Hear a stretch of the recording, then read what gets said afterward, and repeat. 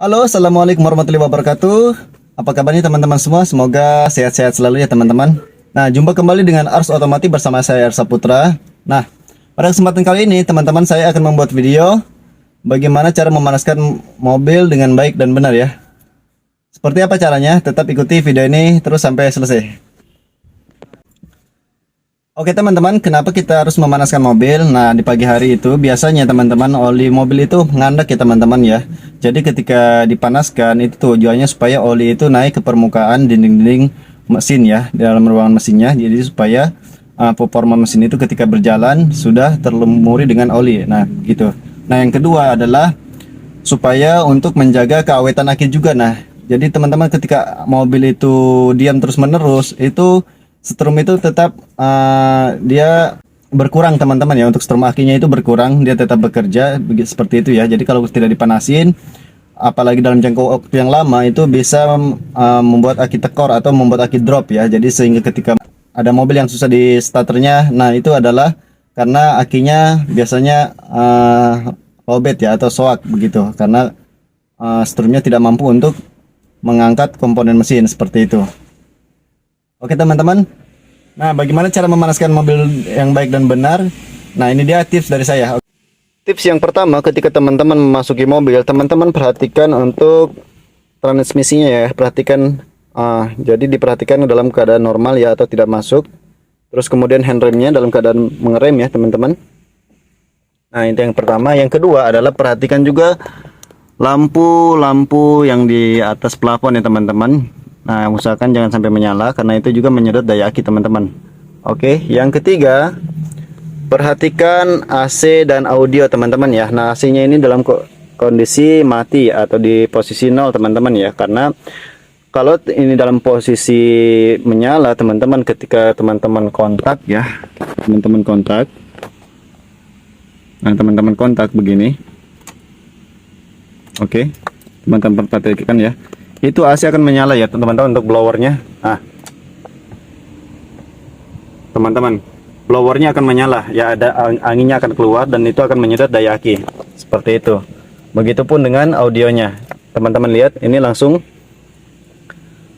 menyala teman-teman ya, gitu. Nah, lalu untuk pedal gas teman-teman, ketika memanaskan mobil, teman-teman jangan menginjak-injak gas ya. Jadi biarkan saja mobilnya menyala dengan sendirinya, karena dia akan mengatur tinggi gasnya dengan otomatis teman-teman ya. Jadi ketika baru dinyalakan teman-teman atau baru dipanaskan itu RPM-nya akan naik di atas 1000 teman-teman ya. Tapi ketika dia sudah merasa cukup ya, dia akan turun lagi dengan sendirinya di bawah 1000 RPM seperti itu. Oke, jika sudah teman-teman, kita langsung nyalakan aja mobilnya ya.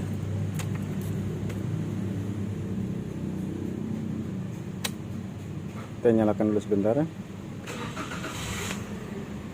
Oke.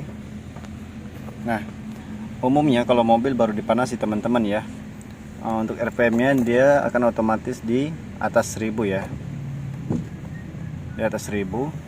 Nah jadi nanti ketika dia mesinnya merasa sudah performanya sudah cukup untuk digunakan, dia akan turun dengan sendirinya teman-teman. Teman-teman bisa lihat nanti dia akan semakin menurun. Oke teman-teman, nah sekarang ini sudah turun ya, lihat sudah di bawah 1000. Tadi di sini ya, di atas sini. Sekarang dia sudah turun di bawah sini seperti itu. Jadi ketika memanaskan mesin mobil, nah di awal RPM-nya akan naik di atas 1000 teman-teman ya, untuk mulai pemanasannya. Nah ketika sudah cukup, RPM-nya akan turun dengan sendirinya teman-teman, seperti itu. Untuk mobil yang jangka waktunya pemakaiannya tidak terlalu lama diamnya mobilnya ya, jadi setiap harinya kita pakai ya, normalnya kita panasin teman-teman itu untuk sekitar 2 menit saja sudah cukup teman-teman ya. Nah tapi ketika mobil itu mungkin 1 bulan atau mungkin 1 minggu pun jarang jalan, nah teman-teman untuk memanaskannya tidak hanya sekedar bisa dipanaskan diam saja ya, tapi harus dibawa jalan mobilnya seperti itu.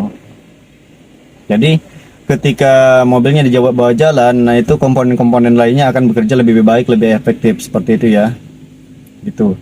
Lalu kemudian untuk mobil yang didiamkan terlalu lama, nah itu yang pertama bisa menyebabkan ketekoran aki, terus kemudian komponen-komponen yang lain bisa ikut ada trouble ya. Terus kemudian dari pengereman ya, dari pengereman itu biasanya akan lengket ya untuk cakramnya ketika rem tangannya kan digunakan terus tuh. Nah biasanya untuk mungkin kena debu-debu atau apa, biasanya bisa terjadi kelengketan ya. Jadi sehingga ketika mobil mau dijalankan dalam waktu yang lama karena diam, itu biasanya akan susah untuk roda berputarnya seperti itu. Nah, lalu untuk tips yang kelima adalah teman-teman harus usahakan memanaskan mobil di ruangan terbuka ya. Jadi tujuannya apa? Supaya asapnya teman-teman ya yang dikeluarkan itu kan berupa racun. Jadi teman-teman tidak kehirup oleh teman-teman di ruangan tertutup. Misalkan mungkin teman-teman punya garasi yang tertutup, nah kalau bisa di luar ya, di luar rumah, di ruangan yang terbuka, baru teman-teman nyalakan untuk memanaskan mobilnya. Nah terus kemudian yang keenam adalah atur durasi waktu memanaskan mobilnya ya teman-teman, atur durasinya. Jadi kalau saya pribadi untuk memanaskan mobil yang sekarang ini ya, karena kan sudah injeksi, beda dengan yang karburator ya. Untuk yang karburator itu bisa dari 10 sampai 15 menit untuk memanaskannya teman-teman ya, karena secara mesinnya itu berbeda teman-teman ya untuk cara pemanasannya. Tapi untuk yang injeksi itu tidak perlu berlama-lama ya, cukup 2 menit saya sudah bisa digunakan untuk dibawa jalan seperti itu. Jadi seperti itu teman-teman ya, untuk durasinya tolong diperhatikan juga. Nah itu dia teman, mungkin tips dari saya ya, tips sederhana ini semoga teman-teman bisa menerapkan ya, bagi teman-teman yang pemula atau yang baru mau belajar atau yang baru punya mobil ya. Semoga tips ini bisa bermanfaat ya, supaya mobilnya teman-teman tetap awet, terus kemudian performanya terjaga dengan baik seperti itu.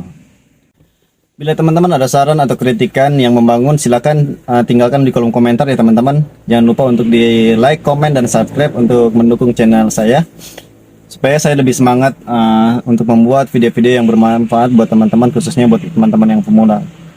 Sekian teman-teman, wassalamualaikum warahmatullahi wabarakatuh.